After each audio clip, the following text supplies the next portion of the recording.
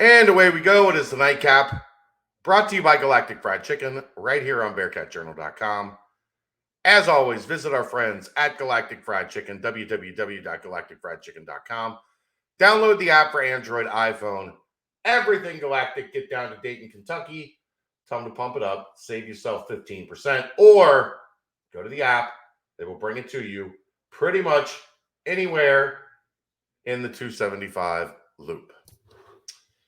All right, Aaron, it's Tuesday. It is. It means it's time to talking about talking. Time for talking about talking. But not an exciting talking about talking today. It was Coach Speak 101. Like, if you're looking for Coach Speak, have Luke Fickell and Ben Bryant. Yeah. I did think Luke gave some good insight into ECU. I am firmly of the belief I'm worried about Keaton Mitchell more than I'm worried about Holton Ahlers. Leader in the conference in rushing. I think as he goes, so goes the ECU offense. I thought Luke was pretty insightful there. They are so weird about this whole day of the week. Coach Gillum was giving me a hard time today because this is their Wednesday. And he's like, media's allowed to practice on Tuesday. It's Wednesday. You're going to have to get out of here. And I'm like, it is Tuesday. You people are nuts. It is Tuesday. He's like, how many days until the game? 2 days until the game. 3 days until the game. That means it's Wednesday. Well, and Luke even started his presser with, I'm in a rush to get out of here. Yeah.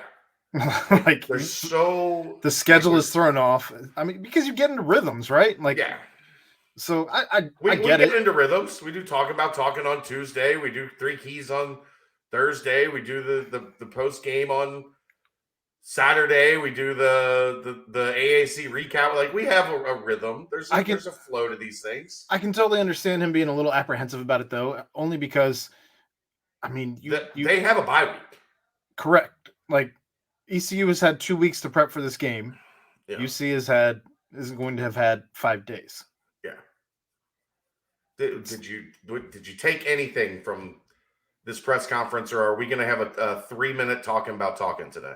The biggest thing I took away is he did not shy away from the fact that you may continue to see some defensive schemes with both Briggs and Corleone back on the line again. And he said, we'll see if we can throw some wrinkles like that. Yeah. And as you're talking about being worried about a guy who leads the conference in rush yards, maybe we see some, especially if the 3-3-5 struggles against the rush early on, maybe you start to see working in some rotations of Briggs and Corleone. I don't think so. Well, then that's just stubborn. I don't think they have the depth to do it. So you're going to play 4 down, but only when Briggs and Corleone are in, and then you have to go back to 3 down when you roll. Like, I just don't think they have what they need on the defensive line to successfully transition back to playing a lot of 4 down. Not right now. I just don't. Well, we'll see what happens. I don't know. It seemed interesting the way he answered that question, only because it seemed like he left the door open. He's always going to leave the door open. That's Coach Speak 101. Well, you asked what interesting things I took out of this press conference. If there wasn't a lot there. I know, but I'm just saying, you can't say it's Coach Speak 101 and then fall for Coach Speak 101. This is the most skilled ECU team that we've seen, I think, out of ECU. But yeah, I mean, they've been obviously building this since Mike Houston got the job. They've been building this since Holton Ahlers got there. Old man Ahlers. 4 years ago. Yeah. But I mean, they've been accumulating talent to this point. This is supposed to be like their, run, the culmination of their run, like Cincinnati had with Dez. Well, I mean, it is Holt Naylor's like 7th senior year, so Yeah. Now, I think what was interesting to me was talking about how aggressive ECU is defensively.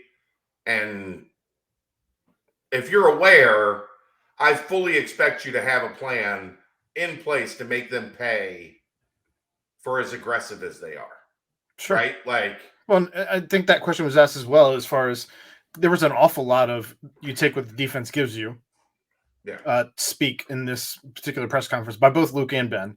And I know it was mentioned that Ben really got into some rhythm with the intermediate passes, which I think is a byproduct of when you go tempo. Yeah. And I think that if this defense is going to be aggressive, if you go tempo against an aggressive defense, you will wear them down. And I don't know why they've been hesitant to pull the trigger on running more tempo this season, as it, in my eyes, it seems to be when they're at their best. In part because the defense can't get off the field enough.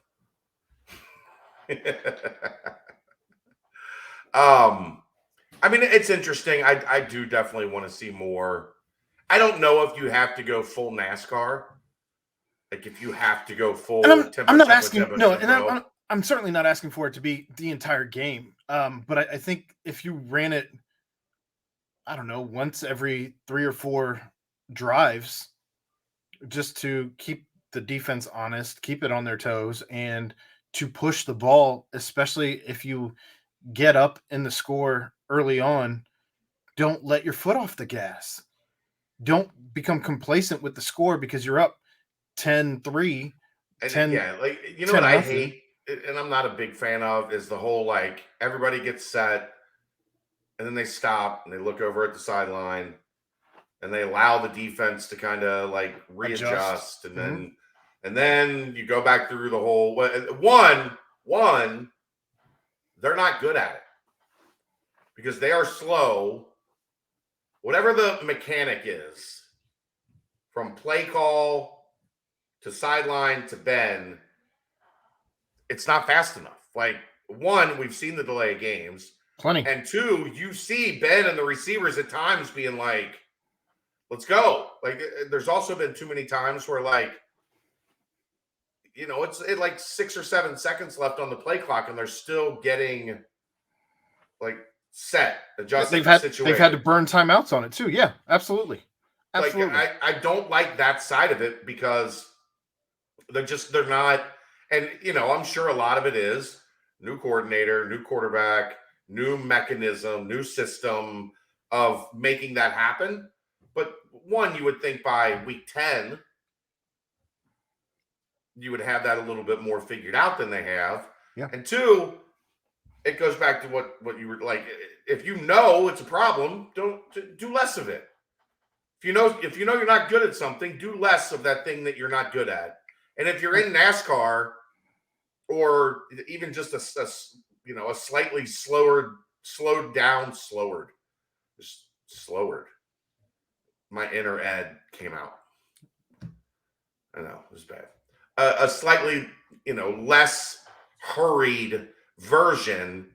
You have to get that play in quick. You have to have everything operating at a little bit more speed. So I'm with you on that. Just even to eliminate some of that stuff where Sure. it's taking so much time to get through the process. Well, I mean, even going back to the end of the first half against Navy, if you were running tempo, you don't run into whatever happened there at the end of the first half. It was strange. I think they were just indecisive on, are we going to slow play this and go to half, or are we going to try to put, and with as fast as they scored on the drive before that, like go. Right. In hindsight, I wonder if that's one that he wants back. Probably would be if he goes back and watches it. Probably should have asked him that today. If the tape said anything different as to the way that they handled the end of the first half. Yeah. I didn't even think of it until just now. Well, I thought of it for you, but thanks. I didn't think of asking it until you thought of it for me. I mean, we talked about it, but Yeah, we did. sometimes when you get into those press conferences, you get kind of. I wanted to talk as much about ECU as possible. I think we get into those things sometimes when we talk too much about The the previous previous week, yeah, and ECU is much more interesting to me then than Navy. the end of the outcome of the Navy game. I mean, he literally said it's not one that you want to get behind you, but we're glad to have it behind us. Yeah. So, now anything else? No, I mean, like I said, it was unfortunately about as vanilla of a press conference as you can get with those two.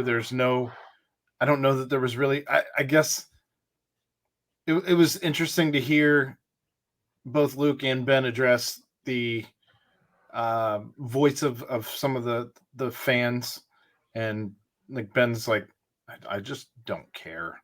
They're just words, and Luke is And kind that's of like, Ben. yeah.